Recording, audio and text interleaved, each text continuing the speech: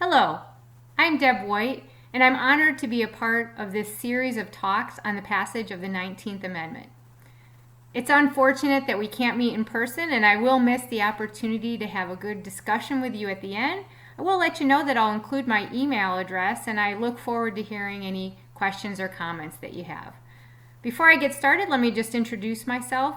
I'm a professor in the Department of Sociology and Criminal Justice at MSUM, and my main area of interest has been exploring women in politics. I also coordinate a public leadership program for women called New Leadership Northern Lights. And one of the other hats I wear is as a council member for the city of Moorhead. I represent Ward 3. The title for my talk today is Nellie Griswold Francis and the Everywoman Suffrage Club, celebrating Minnesota's Black women suffragists. And what I'll be focusing on is really the overlooked role of African American women in the passage of the 19th Amendment, as well as how racism shaped their experiences and really how we view history today. I'm going to start by looking back at what's often considered the beginning of the women's suffrage movement in the United States, and that is the first Women's Rights Convention in 1848 in Seneca Falls, New York. And if you think about the women who were leading at that time, women such as Elizabeth Cady Stanton and Susan B. Anthony, many of these women were women who became politically active through the abolitionist movement. And so they gained their early experience as political activists there, and they were motivated by examining racial injustice. However, when they began working on gaining the right to vote for women, they really made very little effort to include women of color or examine racial injustice within their own movement to gain the right to vote.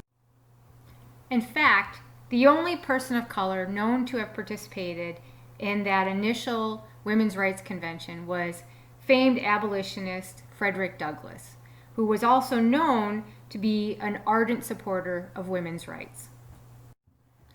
Despite being excluded very early in the movement, Black women very quickly became active leaders within the women's suffrage movement. They attended marches, they served as speakers, and they took on leadership roles.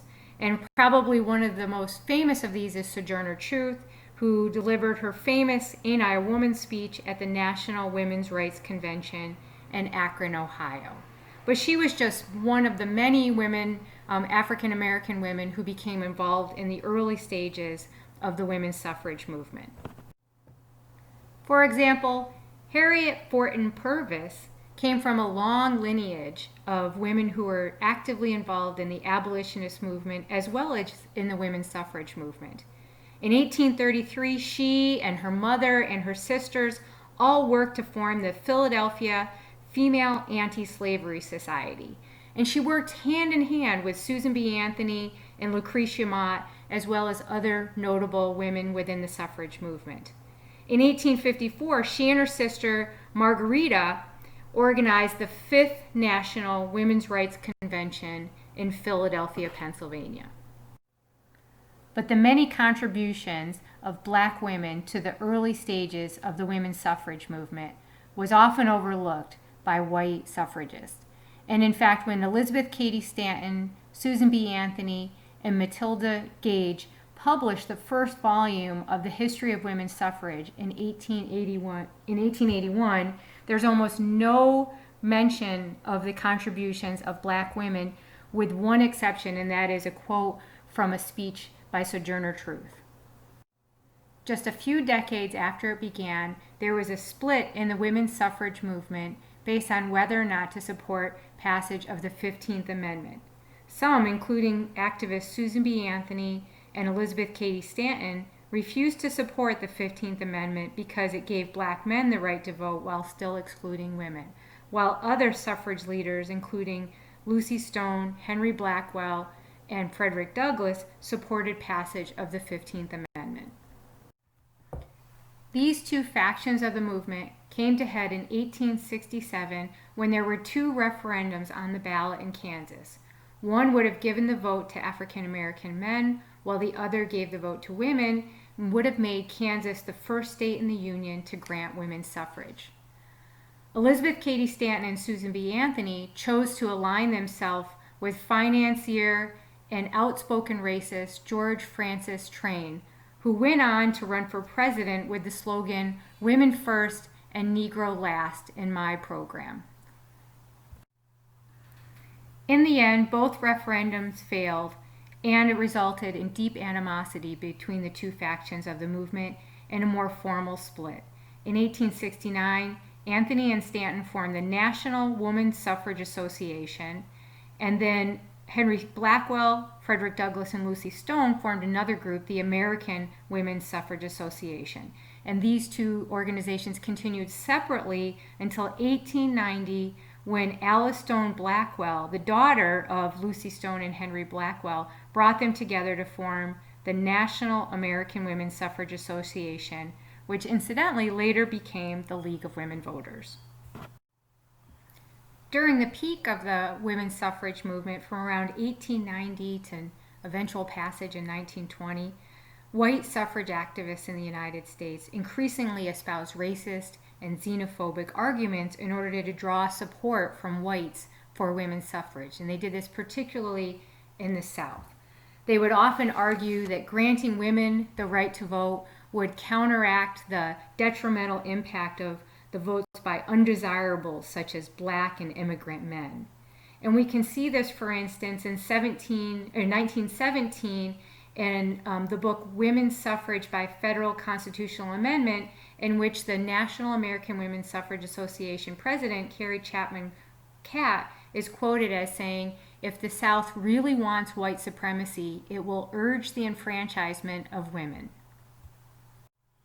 Black women suffragists were often barred from local suffrage organizations organized by white women and were not allowed to march with whites in parades.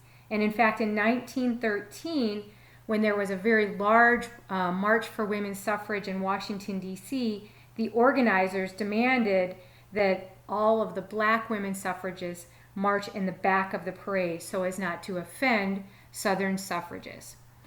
Ida B. Wells Barnett, who had traveled with a contingent of black suffragists from the state of Illinois, was enraged and refused to do so. And she said, "If the Illinois women do not take a stand now in this great democratic parade, then the colored women are lost. I shall not march at all unless I can march in the Illinois banner."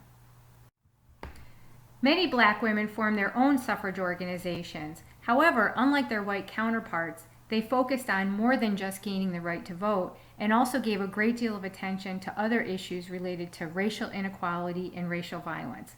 For instance, Harriet Tubman, Ida B. Wells Barnett, and Mary Church Terrell, among others, founded the National Association of Colored Women's Club.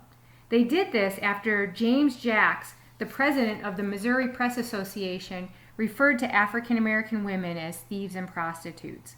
They launched a campaign not only to gain the right to vote for women, but also fought against lynching and Jim Crow laws. By 1918, membership in the organization had grown to 300,000 women nationwide. Many black women in Minnesota became involved with the Everywoman Suffrage Club, which was formed in St. Paul in 1914. The organization worked on women's suffrage as well as uplifting the African American community and fighting against racial violence. Their motto was "Every woman for all women, and all women for every woman." And a great deal of their emphasis was on drawing connections across racial boundaries to advance equity. The Everywoman Suffrage Club was founded by Nellie Griswold Francis, who also served as its first president. Nellie Griswold Francis was born in Nashville, Tennessee in 1874, but moved to St. Paul as a young child. Her interest in civil rights activism began at a very early age, and in fact in 1891, when she graduated as the only African American in her high school graduating class in St. Paul, she gave an award-winning commencement speech entitled "The Race Problem." After graduating from high school, she studied and began working as a stenographer for the railroad, where she met and married prominent African American St. Paul attorney William T. Francis, who went on to be appointed Consul General to Liberia by President Harding. Through her work with the Everywoman Suffrage Club, as well as several other civic organizations, Griswold Francis worked to empower women of color in her community. For instance, when African American women were barred from gaining access to the St. Paul Business School, she set up classes in the evening in her house to teach young women how to become stenographers. Because she was an elite member of the Twin Cities African American community, she was able to bridge connections with white suffrage groups that may not have been possible for other black suffragists, but even that wasn't easy. For instance, while white women's suffrage groups were able to access spaces to hold large social events and host speakers, black suffragists at the time in the Twin Cities were still barred from being able to rent spaces in any of the large hotels or other venues that also served white people. In fact, Francis's status didn't make her immune to experiencing the racism of the time. In 1924, she and her husband bought a house in a wealthy, all-white neighborhood in St. Paul, and neighbors in the area protested, burned a cross in their lawn, and tried to pay them to not move in. Not to be deterred, Griswold Francis continued to fight for the issues that she believed in. In 1920, she launched a campaign for anti-lynching legislation in response to horrific lynchings of 3 black men in Duluth. She, with the help of her husband, drafted anti-lynching legislation, and then she lobbied the Minnesota legislature for its passage. In 1921, the bill passed with near unanimous support, making Minnesota one of the first states in the nation to pass anti-lynching legislation. Nellie Griswold Francis's contributions to our state are remarkable, and I'm so pleased that she's one of 25 women who have been honored at the Minnesota Women's Suffrage Memorial at the Capitol in St. Paul. And while we are here taking the time to commemorate the ratification of the 19th Amendment, it's important to explore it more fully. We need to acknowledge and honor the contributions of all women who were part of the movement and recognize the limitations of the movement so that we can continue to work to come together and build a more equitable and just world for all of us. Thank you.